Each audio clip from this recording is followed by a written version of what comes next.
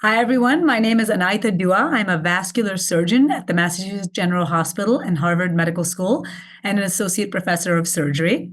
And today we are going to talk about peripheral artery disease, or PAD. So the national survey basically showed us that awareness about peripheral artery disease in the public is very low. PAD is a disease process that's very similar to the same thing that happens when you have a heart attack or a stroke. It's just a disease process that happens in your legs instead of happening in your heart or in your neck. Yet, even though patients have this disease process quite significantly in the United States, a number of patients didn't even know what PAD was and certainly didn't know if they were diagnosed with it, what they should do in terms of next steps to prevent bad things like amputation or even death. I think the most important thing for clinicians is that this is a disease process that needs to be in your consciousness. When you see a patient, especially one with the three risk factors, namely diabetes, high blood pressure, or smoking, patients like that really need to be screened for PAD so that we can catch it early and prevent things like amputation or death.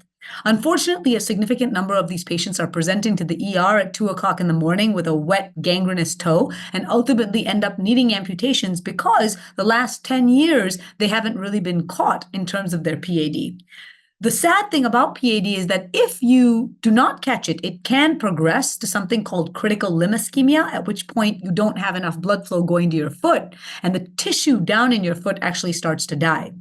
And a lot of patients who are diabetics, when they're initially diagnosed with diabetes, may not have any signs or symptoms. But it's important on every check with a provider that pulses are being checked to see whether or not a patient has good blood flow. And if pulses are not felt, that patient may need to go forward to get testing where they actually see whether or not the actual perfusion to the foot is adequate for a wound to heal if it was to develop. We have a website called padpulse.org, which was created by the three major societies of doctors that take care of these patients: vascular surgeons, interventional cardiologists, and interventional radiologists. We all came together and we created this public awareness campaign. And so that's the website, padpulse.org, where a patient can go and learn about the disease and even print out that piece of paper and take it to your provider and say, hey, is this something I may have? One of the important things about PAD is how quickly the numbers of patients are rising. And the reason for that is because PAD is intimately connected with diabetes. And unfortunately, diabetes is an epidemic that's ravaging our world at this time. Every single country in the world is projected to have an increase in diabetic patients by 2045. And with that has come complications that we've never seen before. Unfortunately, PAD, and specifically critical limb ischemia, where you don't have enough blood flow to keep your toes and your leg attached to your body, is really on the rise. So it is up to us as clinicians to quickly be identifying these patients, especially if they have known risk factors, so that they can get to the correct specialists quickly. Not necessarily for a procedure. Not every single person needs a procedure right away. In fact, you can avoid procedures by doing certain things like walking campaigns or changing lifestyle in terms of lifestyle modification.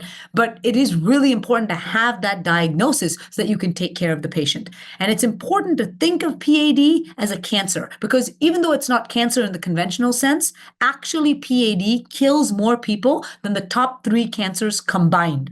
So patients that go on to get amputated, 50% of them will die within 2 years of their amputation if they're greater than 65 years old.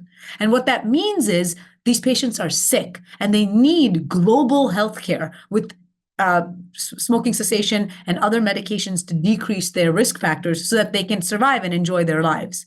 And so it's up to us to think of it as something serious that needs to be caught early so that we can prevent it from getting to bad stages, just like a cancer. And I urge providers to think that way when they present themselves to patients. And I urge patients to think of this as something very serious, not a situation where they just ignore it and ultimately find out something is very wrong when they end up in the ER.